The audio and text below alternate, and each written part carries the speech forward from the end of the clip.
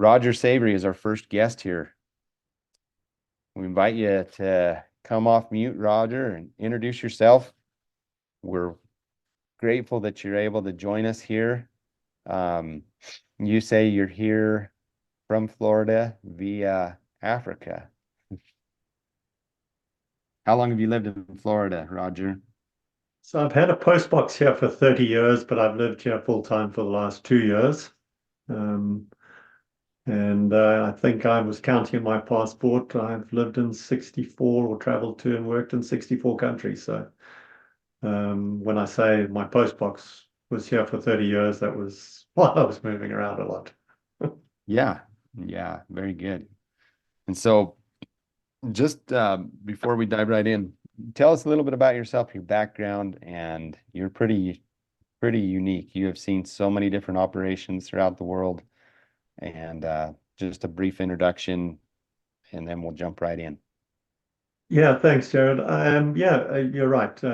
So I was born in Rhodesia in a civil war and left Rhodesia when I was about 5 years old. We went down to South Africa, went to private schools down there. A year before I graduated high school, I left South Africa, came to America, to Albuquerque, did my final year of high school in Albuquerque, joined the Army on the delayed entry program, got stationed in Alaska, did my military service there, then came back to New Mexico, did my university in New Mexico, got the equivalent of 6 degrees in 3 years. So I worked my hiney off. I think I went to Mm. my first party a week after I graduated. I was a bit busy with studying. Then a month after I graduated, I returned to Africa. And I bought the largest ranch in Zambia, Lioncorp Ranch. So I've got an 18,500 acre ranch in Africa. And I think what makes my situation unique is I think I'm one of the educators in holistic management who's always done it. I've always been a cowboy or a ranch owner. So my knowledge is practical, blended with academic, and then I kind of feel like I'm the pointy end of the spear. So a lot of the discoveries that I've worked on 15, 20 years ago are now getting into the public domain. So a lot of my thinking is very much ahead of where everyone else is thinking. Um, and uh, and so yeah, after Africa, I returned to America, got married a Canadian, went up to Canada, went back to Africa, went off to Australia, lived in Australia for 4 years. And then in my talk slides, you'll see deserts to grasslands, feeding the future on my logo. And I've done that on purpose. I'm not actually talking about that project, but that's the next thing that I believe we have to do as humanity. We have to turn the 2/3 of the planet back into grassland and functioning ecosystem. So I won't be talking about that, but if anyone goes to fixeddeserts.com, you'll see all my thinking and all my ideas there. And because it's such an because it's an idea that everyone knows is impossible, I'm really struggling to get support and backing and get it off the ground. I've been working on it continuously for 4 years.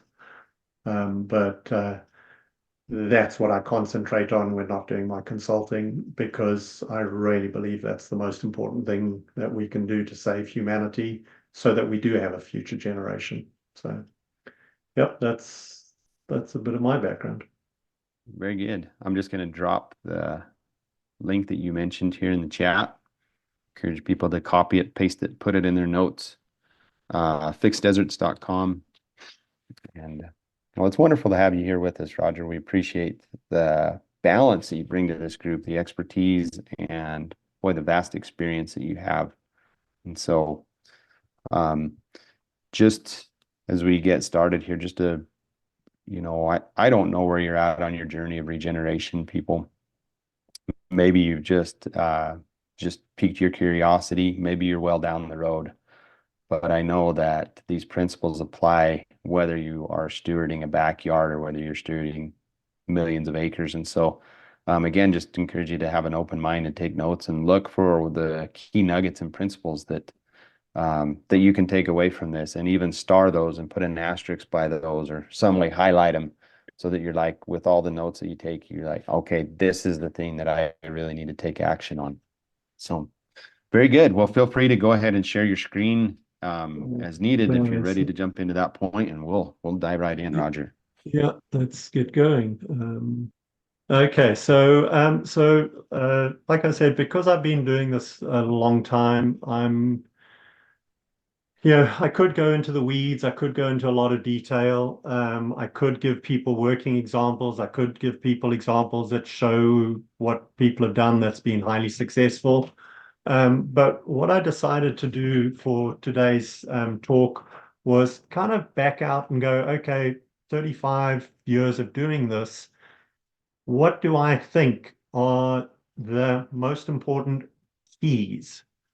As in, if new people come along and they just understand these principles, will that make the greatest difference to getting them started? So, we all know the bells and whistles: keyline plowing, pasture cropping, cover cropping, high density grazing, ultra high density grazing. There's all these magic buzzwords. But I decided to just go back to um, just sharing with people what I think you really should just get the principles. And I believe many of the other speakers over the next 2 days will then fill in the gaps. And I think they'll do a fantastic job of filling in the gaps because I think we've got several thousand trainers around the world who are training people in regenerative holistic management. So let's just start there. And we can read along or just go along with the slides. An hour really isn't much time. So I just wanted to touch on a couple of things. So basically, regenerative or holistic regenerative agriculture, it's just a new way of agricultural production to produce food and fibers from the world's lands and seas. And I think it's important that we say the world's lands and seas or waters. It's based on holistic thinking to regenerate communities, our soils, and waters to support significant more biodiversity and biomass. Now, the reason I say biodiversity is one of my pet peeves is the whole native movement, native grasses, native forage, native. No, we've got one planet. Um, and and uh, and if you look at the history of humans traveling around the world and what we've done, we've been manipulating this planet for 250,000 years. So don't even worry about 2,000 years of Christianity or 4,000 years, 2,000 years of Christianity, 4,000 years of Judaism, 10,000 years of Egyptians. How about 250,000 years?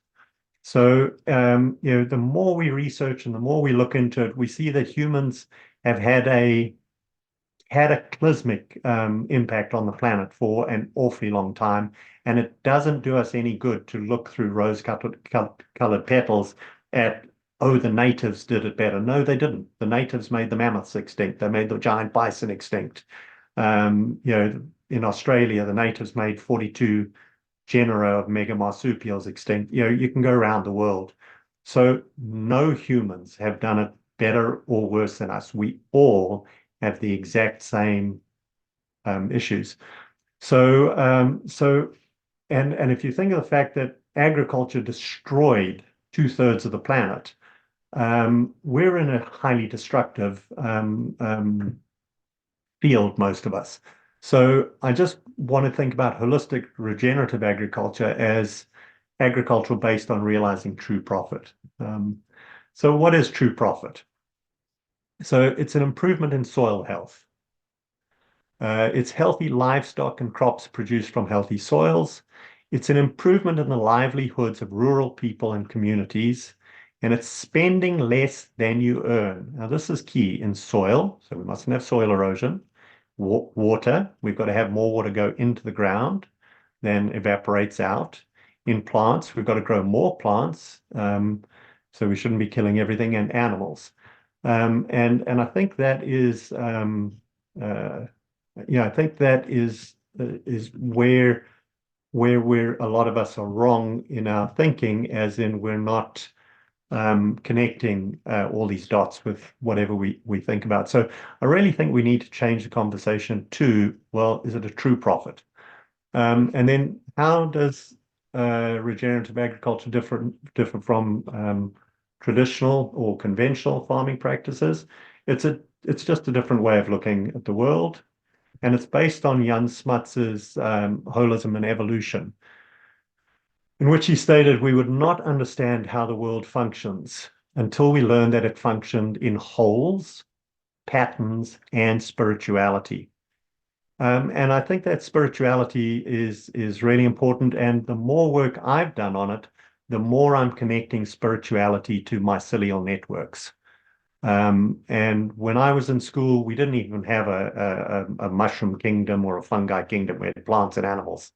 And we kind of ignored mushroom. But I'm now realizing within our scientific dogma that you've got plants, animals, and fungi. But when you look at how mycelium interact with plants and animals, you realize there's no plant that doesn't have mycelium in it, no animal that doesn't have mycelium, and vice versa. So, all of us really need to dig deep on the mycelial knowledge part of our journey into wholes and how they function. Because I think that mycelium hold the network for our key interconnectedness and our spirituality.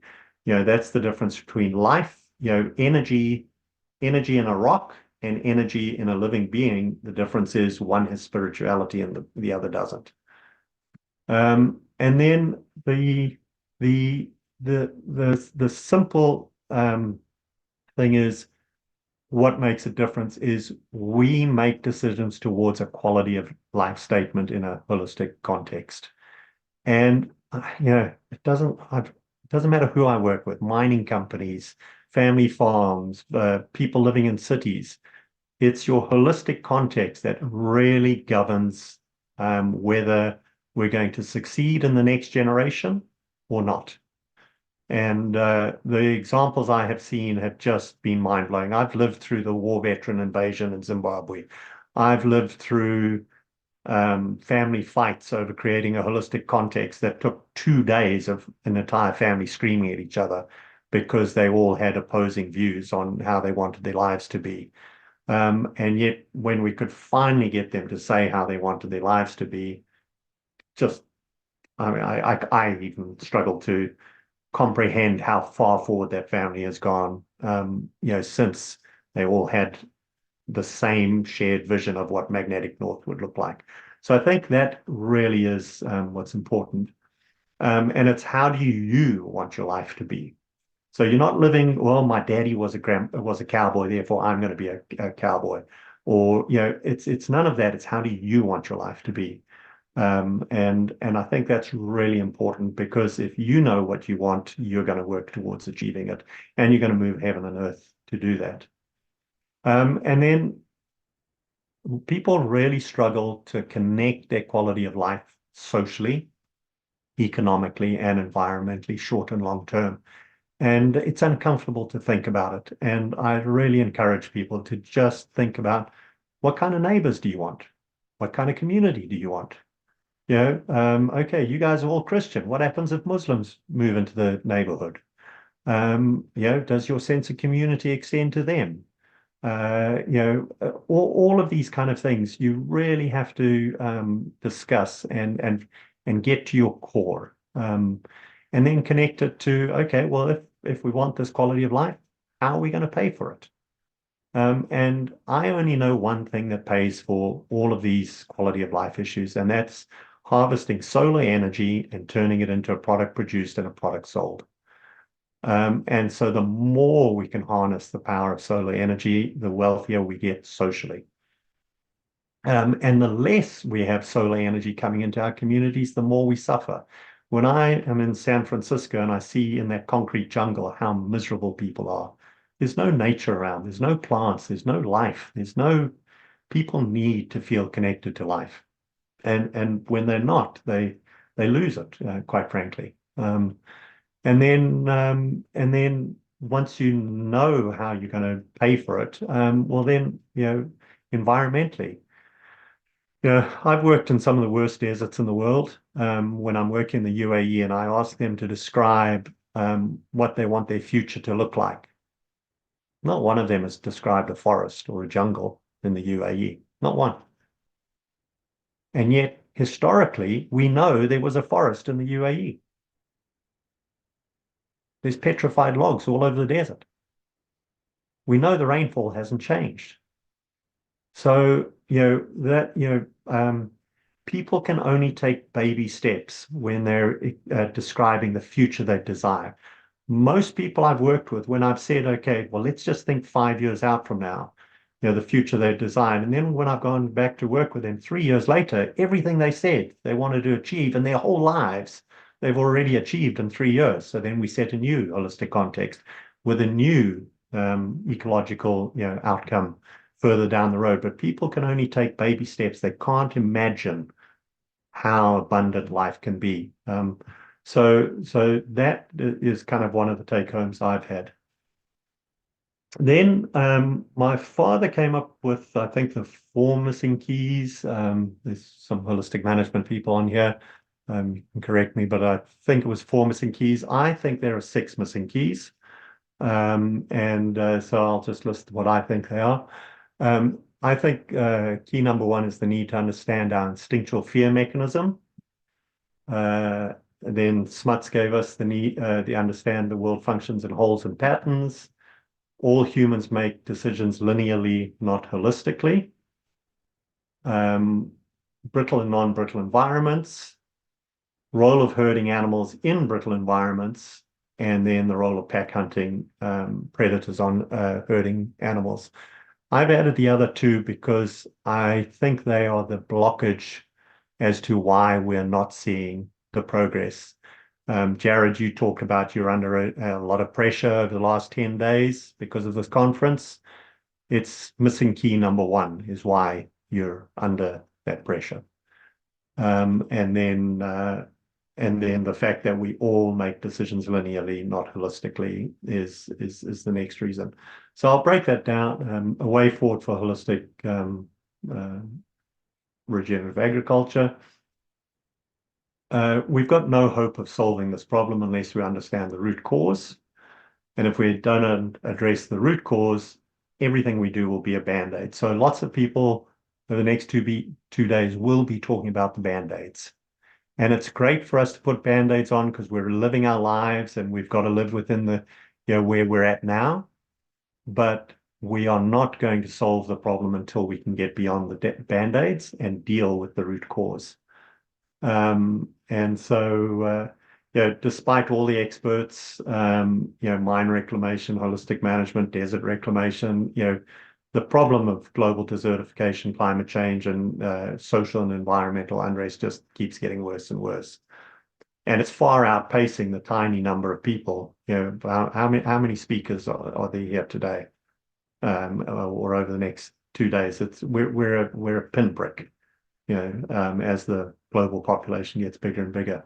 So I'm just going to tell you why, and this is quite frankly the reason. And it's as simple as that. It's fear. And it took me a long time and a lot of studying to figure out why this was happening, because when you're living in the moment and trying to solve a problem and the Soil Conservation Service gets shut down because they've got a contract with Alan Savory to train, thousands of people in holistic management, and the academics and the universities get scared, so they lobby Congress to get the soil conservation shut down so that the contract with Alan ends, and then we lose 20, 25 years, trying to recover from that.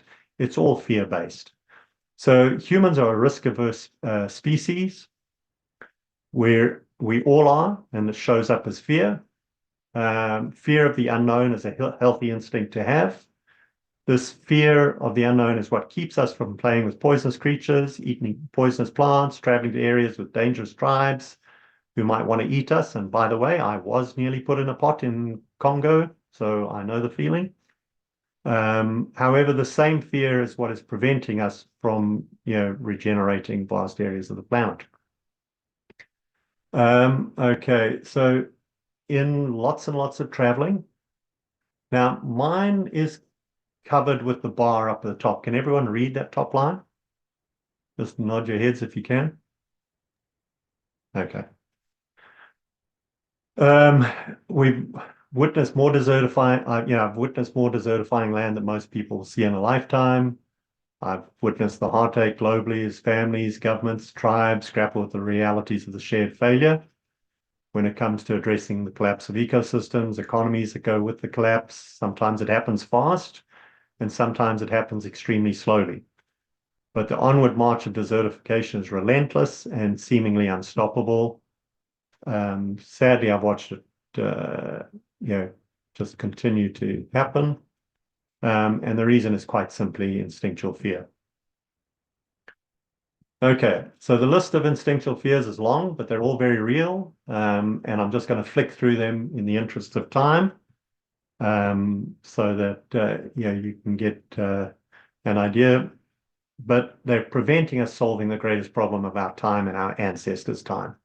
And like I say, our ancestors' time, because this is going back, the oldest environmental change that we can find in recorded history is the chopping down of forests in Europe to create the grasslands of Europe. And that happened 250,000 years ago. So we have been doing this for an awfully long time. The only reason they didn't turn into deserts in Europe is because they were in non-brittle environments. Okay, fear of financial planning. Oh, show of hands. Who has fear of financial planning? Anyone? Yeah. How about fear of losing money? Anyone? Fear of making money? Anyone? Fear of succession? Handing over the ranch to the kids. Fear of your neighbors. What will they think? Fear of what people might say. Oh, you're the weirdos doing that new stuff. Fear of appealing foolish for trying something which everyone knows won't work. Fear of being a leader in the community. Fear of the unknown. Well, what if? Fear of appearing weak by admitting that you don't know all the answers. Fear of gaining new knowledge. Fear of learning. Fear of failure, so it's easier not to start. Fear of committing. Fear of diseases being spread, in your livestock when you put your herds together. Fear of weather. Fear of floods. Fear of droughts. Fear of pests. Fear of fires.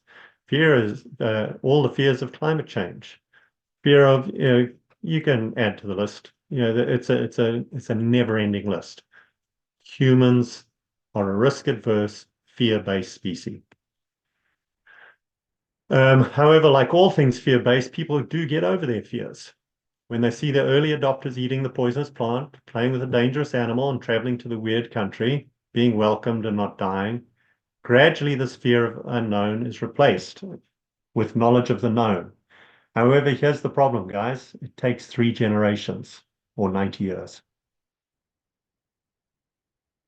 That is what you are all witnessing. That's what you're all having a struggle with. That's why you will not get the breakthrough. I tell you that not to depress you. I tell you that to give you hope. So my father started this holistic management movement.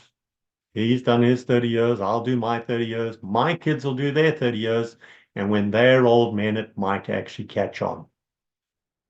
And that is this normal human instinctual fear. It's designed to let humans adapt slowly to change so that we don't accidentally knock ourselves out. And it's obviously been a successful mechanism that's been designed over millions of years. And I think it's worked because we've been quite successful in spreading. However, we've now got a problem. So it's kept us prospering. But if we can't learn to address this fear, it will be the cause of our demise as a species and our extinction. So now we've got a new fear to add. If we don't get over our fear, we die. All of us. That's a pretty interesting paradox. Okay, due to our fears, we are not able to regenerate our seasonal rainfall environments. As in all things to do with nature, we're dealing with complexity. which includes social norms and fears, economic norms and fears, environmental aspects of such great complexity so as to be impossible for our brains to even begin to grasp. We think linearly. We can only think about one thing at a time. We have no capability of humans to grasp complexity. It's just beyond our reckoning. This leads to inaction due to fear of the unknown. Now, one fear versus many fears. One fear can be overcome. One fear can be overcome one at a time. Many fears simultaneously cannot. Excuse me. Our collective nerve breaks. When one panics and runs, the rest follow.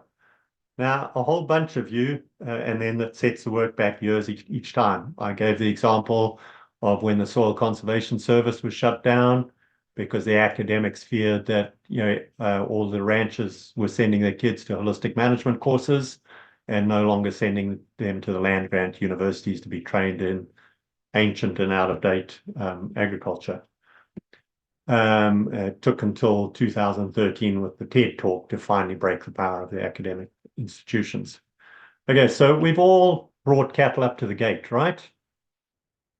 And you open the gate, and the damn things stand there. I know you've all done it. Gates wide open. They stand and they look. Yep, there's new forage there. We ain't going. And they stand at the gate, and finally, your lead cow will wander through the gate. And you keep dead still. You don't move a muscle. You don't blink. Because with any luck, 2 more cows will follow her. And with any luck, 5 more will follow those 2. With any luck, 9 more will follow those 5. And then all 800 will go through the gate in a matter of 30 seconds. But if, while you're waiting for that first one to go through, something spooks her and she goes back into the herd, that whole herd will gallop to the far end of the paddock, and you'll spend the next 4 hours trying to get them back up to the gate. It's no different for humans. It's no different for humans. So the question becomes then, do we have 90 years to get ourselves back up to the gate? Because if we can get through the gate in mass, if we can get 6 or 7 billion people regenerating the planet, we have the knowledge how to do it. We're doing it all over the world on small scales. But how do we do it on the large scale? So non-brittle environments, knowledge doesn't apply in brittle environments when nearly all academic institutions are charging off in the wrong direction, advising all their students of the need to destock due to overgrazing, when it's not the issue. It makes holistic regenerative agriculture on the lands of the world very difficult. We have all seen for ourselves that overrest is the major issue, particularly in America. The whole of, from the Mississippi to California is gray and oxidizing and dying of overrest. We don't have enough animals to keep the land alive. Holistic framework for decision making. I'm going to go through this quite quickly because I know we've got lots of other really well qualified trainers over the next 2 days. But I just want to give everyone an overview so that when people hear the word holistic management who haven't been exposed previously, they kind of know as an overview. Now, I really believe this holistic context. I've worked with clients where they didn't want to go through the process of doing this, and it has slowed their recovery on their land down immeasurably. Because years later, when they finally do it, they're like, "Oh, this is why you encouraged us to do it." But for whatever fears, family inheritance, or family squabbles, or fear of the government, or whatever the fears were, they just were unable to overcome their fears and do this as step 1. I've always seen it hurt them and slow them down. So anyone new to regenerative agriculture and holistic regenerative agriculture, I encourage you to start with your holistic context. For your whole under management, and this is the key, it's anyone with veto power over decisions. If your bank manager isn't going to give you the loan, he had veto power. If your NRCS government agent isn't going to give you the permit, they had veto power. If the BLM range officer isn't going to let you, is going to insist that your cows have to graze above 4 inches tall, that's veto power. Anyone with veto power over your decisions has to be involved. And we found methods of working with all these different agencies and people who have veto power to whereby they can, if it's their holistic context, suddenly they can find a way of assisting you to achieve what you all want to achieve. So as fearful as it is, please, folks, I really encourage you, just start with the step. And what does it look like? So holistic context, how do people want their lives to be based on what they value most, culturally, materially, and spiritually? What has to be produced to live such lives and the purpose if required? A description of their resource base, as it would have to be hundreds of years into the future to allow your great-grandchildren to live the same quality of life. Nobody has yet described that they want their great-grandchildren to live in a desert. And yet 99% of ranchers in America are making decisions to turn their land into a desert. It's just illogical. I'm going to become like Spock soon. It cannot contain any decisions already made. Oh, I'm a cattle rancher. No, you might need to be a camel one. You can't, no decisions already made. No prejudice against any future action or tool. I'll never. No, that's not allowed. And nothing can be quantified or prioritized. This is a big one. People don't understand it. But if you say, I'm going to be a millionaire, that's all you'll be then. Don't give it a number. I want to have 5,000 head. Why limit yourself? Because you might find your ranch needs 20,000 head, but then you mentally limited yourself to 5,000. So nothing can be quantified or prioritized. All objectives, goals, missions, and visions can then be assessed within the holistic context using the filtering questions to ensure actions are socially, economically, and environmentally sound, both short and long term. Sometimes you have to make a short-term decision for the long term or vice versa, and there's nothing wrong with that. But then we have the feedback loop where we presume we're incorrect. Now, I was looking at the audience today and I saw a lot of men. And I'm kind of disappointed because I wanted to see more women. In my personal consulting business, I insist that husband and wives work together. Even if your religion doesn't allow it, then you're not working with me. And the reason for that is quite simply, I have learned that women get this quicker. Women, because they're the nurturers and the caregivers, understand this far faster than men. And so I always insist that couples start by reading the Holistic Management textbook and workbook. And only once they're completed reading those do they then get to work with me. And a large part of it is because of this feedback loop. Men suffer from male answer syndrome, and we have to be right. It hurts our egos to admit that we're wrong. And we're very ego-based. So it really helps if you have a partner who can say, yeah, well, what if we're wrong? Because then you correct the errors much quicker and you move forward much quicker. The feedback loop is absolutely vital. And then we monitor for the earliest indicators that we were wrong so we can replan. And there's nothing wrong with replanning because nature is so biodiverse. I mean, I'm just going to do a little sidebar. How much time do I have? Yeah, 30 minutes. A little sidebar. I am a scientist. I'm trained as a scientist. And I, at the ripe old age of 53, now do not believe in science. I do not believe in the scientific method. I believe the scientific method is causing desertification. because the scientific method insists that we isolate and replicate data for it to be valid. It is physically impossible to isolate and replicate wholes and how they function and their patterns. So if I say I'm going to test this corn plant, and I plant this corn plant and next to that corn plant and next to that corn plant. Oh, I'm very scientific. We've got AR782 and BP381 and SR821. And we're going to test which is the best corn plant for our field. And we're going to plant it. Complete waste of time, money, and energy. Do you know why? Because the chances of next year's cropping scenario being identical is zero. Not nearly zero, it's zero. The chances that on that same day next year it will be the identical temperature, the chances that on that same day the next year it'll be the identical moisture, the chances on that day that there will be the exact same cloud cover, zero. The scientific method is basically a waste of time, money, and energy.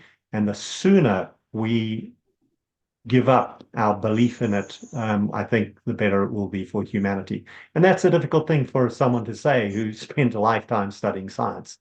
But the more papers I read, the more research I read, I'm just like, we've got the bull by the udder. And this needs to change. So we're going to have a discussion about that later, but that's me on my soapbox. Okay, so then the 7 filtering questions, cause and effect. You guys all know this one. Weak link, really important. There's a social weak link. Could this action due to prevailing beliefs? I mean, at one point everyone believed the world was flat and Italy was the center of the universe. So this does change with time. But will it lead you towards your quality of life? Biological, does the action address the weakest point in the life cycle of the organism? If you want to keep your calves alive, protect them when they're weak. If you want to get rid of your ticks, when are the ticks weakest? Attack them there. And then financial, does this action strengthen the weakest link in the chain of production? That's what most people think that weak link financially is looking at the cash flows. No, it's the chain of production. Marginal reaction, greatest return towards quality of life for time and money spent. Everyone else thinks marginal reaction is a financial equation. It's not. Gross profit analysis. Which enterprise goes most towards covering the overheads of the business? Many farms and ranches have 6, 7, 8, 9, 10 different revenue streams. Energy money source. Will it take you towards or away from your quality of life goals? Sustainability. Towards or away from the future resource base described in the agnostic context. And then this last one, society and culture. All the other 6 you can do in whatever order. Some you might, for whatever decision, you might not even need to look at because they don't apply. But number 7, we always leave it for last. And how do you feel about this action now? Will it lead you towards the quality of life you desire? Will it adversely affect the lives of others? Now, a lot of the projects we did in Africa, we saw that while we had the perfect decision, we had to wait on average about 14 years before we were able to implement them because the community was not ready for the message yet. And when you're a young man, which I was at the time, that's extremely frustrating to have to chomp on your bit and wait until everyone was ready. But when people are ready, then you can go ahead with some things. My father's nickname for me is Ready, Fire, Aim. This one was always difficult for me. Okay. How does this differ from thing? I think I'm going to get a bit macabre now. Since 1945, the world as we know it has forever changed. Anyone know what happened on August 6, 1945?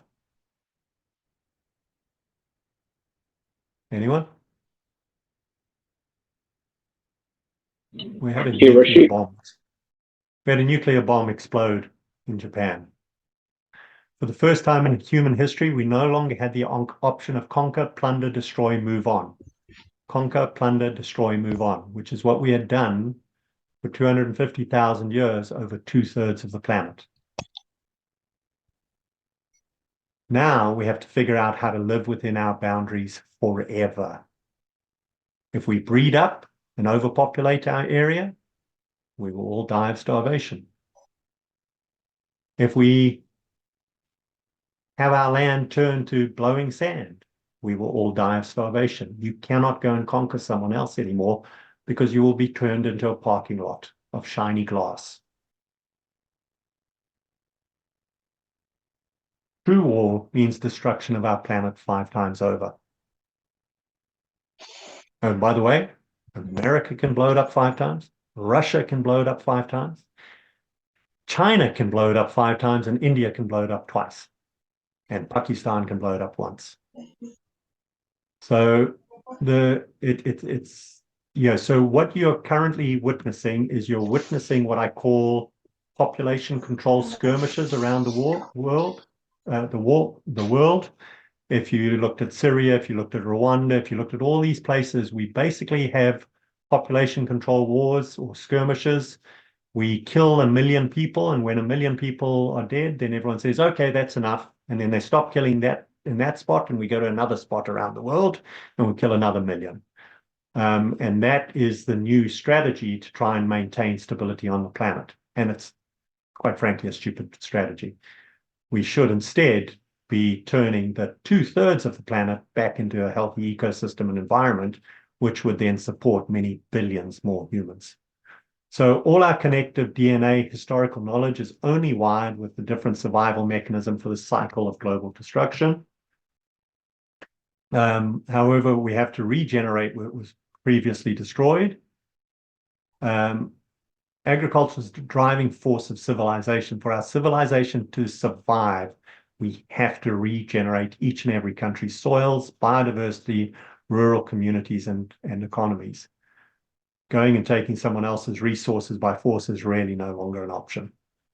And I think since, for the last 70 years, humans' DNA and our collective knowledge and thought, we haven't wrapped our heads around that and how important it is. With Ukraine and Russia toying around with nukes, and Israel having nukes, and Iran wanting nukes, it's all a bunch of bluster and bull, because the reality is if a nuke war ends, we all end. And so why don't we try and show the world that there actually is a better option? How about we just turn all the desert sands of the world back into grasslands? Hence, deserts to grasslands, feeding the future. Okay, so another good question.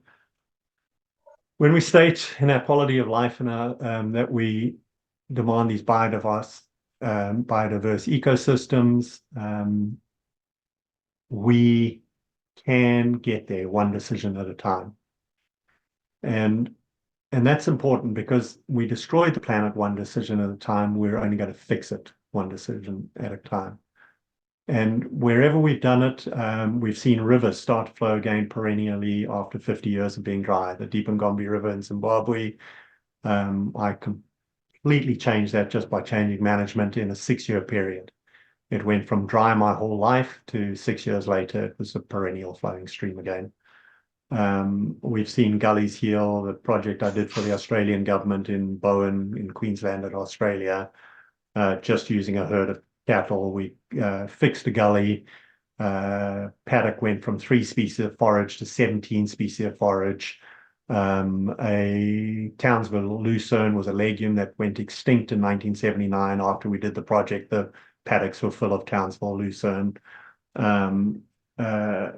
We've seen abundant forage for wildlife and livestock after 17 years of below average or drought years. So, in one location, we've had 17 years of drought, and carrying capacities and forage are increasing. despite a decreasing rainfall. So, a lot of the belief systems we're realizing are just old wives' tales. Sorry, woman, that's just a saying. We've seen water penetration rates so high that the worst hurricane flooding would all soak in immediately. So the figures from the highest rainfall dump in history, we've got fields in North Dakota, the North Dakotans know this, where more water penetrates in an hour than gets dumped in an hour in a hurricane. So, and North Dakota doesn't even have the 10 to 30 foot deep burrowing holes that the big scarab dung beetles in Africa dig. Imagine how much water can go down those big tunnels. We've seen so many flowering plants in pastures that beekeepers are amazed at how much honey can come from a paddock, not in an orchard. One client, a guy was coming back in 6 weeks to check the supers, and he came back a week later just to verify that no bears had bumped the beehives, and all the supers were full 1 week later. So yes, and that was just off a pasture. And mostly we've seen the benefits of treating soil like a living organism that needs our care to support us. I put this picture here just to make a point. You can see the crimson clover and what's that, hairy vetch and a whole bunch of other stuff with some nice cows. And the middle picture is the kite traps in Syria. And then the other picture is a leader and follower herd grazing that same biodiverse forage where you can see the legumes, the grasses, the broadleaves. Now, the picture in the center, how many grazing animals or antelope or whatever would you have needed to have built a 20-mile rock wall 8 foot tall? How much labor, how many humans, how much work went into building a 20-mile rock wall 8 foot high with a kill zone at the end? Well, that area is now in the Syrian desert. Now, there weren't that many animals, couldn't have been that many animals in a desert. So that land must have been like the land of milk and honey. So we know humans have turned land from this absolute biodiverse lushness into deserts. And we know that humans collecting migratory species is what led to the formation of cities. And then once the cities grew and expanded so much in population that they over-harvested the annual migration of animals, whether it was fishing, coming up a river or animals on the prairies, when the balance, the tipping point was reached, and then humans took too many animals, well, then the grasslands died from overrest. When they died from overrest, the animals died out. Then humans had to invent armies to go and have battles between cities for resources, and had to invent agriculture to try and figure out a new way of feeding people because the populations had grown up, based on the previous harvest of these migratory species. So we know it looked like the image on the left. We know it now looks like the image in the center, and we know we can turn it back into the image on the right. And when you look in the Bible and it talks about the land of milk and honey, and you say milk cows and honey, well, what do you need for a milk cow? You need a high protein diet and you need lots of water. What do you need for honey? Well, you need flowers. Where do flowers come from? From legumes and broadleaves. To have water, you've got to have ground cover, so you need grass and legumes for high protein. So the Bible was describing this image: grass, broadleaves, legumes, milk, and honey. It wasn't describing the center image.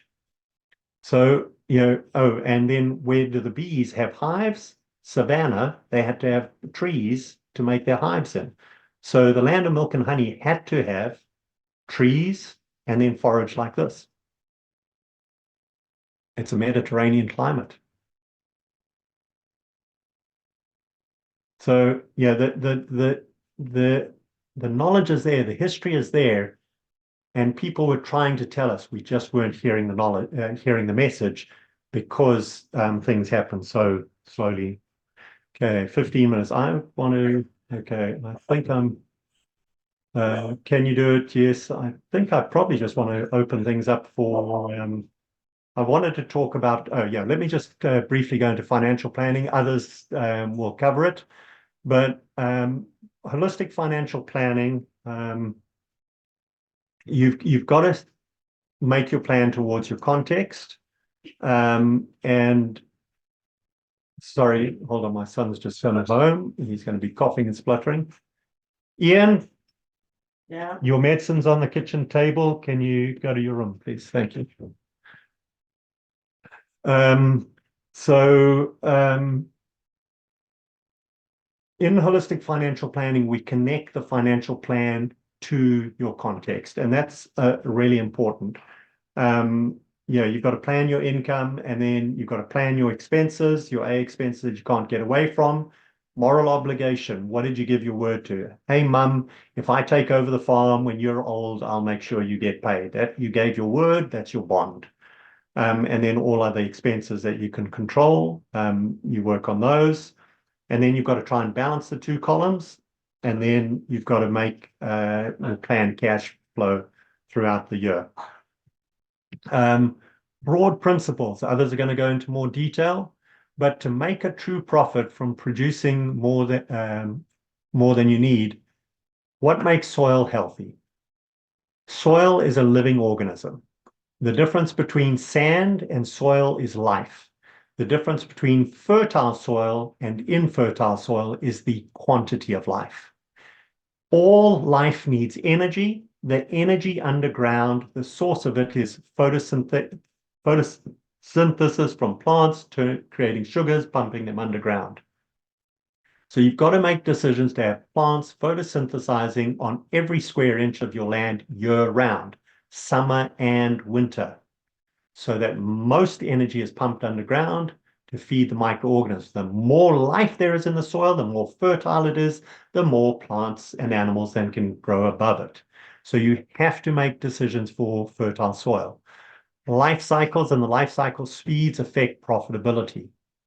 Your rabbits breed fastest. Your chickens, you can get a cash income after about 3 months. Your pigs, one pig becomes, 10 pigs after 3 months, 3 weeks, 3 days. So if you're a young farmer starting out, your best is to do the smaller animals that will turn over faster and grow faster. In Zimbabwe, literally, I started with 2 pigs, and 3 years later, I had 500, and I didn't buy any. They're highly profitable. And then you go to your sheep and your goats, and you really should only be buying your cattle as your pension or your savings.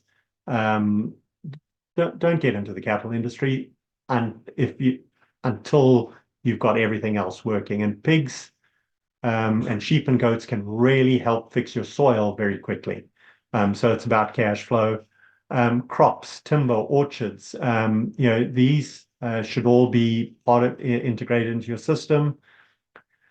The faster an animal breeds, the quicker the turnover, the faster the compounding interest principle works in your favor. And then try and earn a profit from each piece of land 5 times in 1 year if you can. As in, grow your crop with everything else.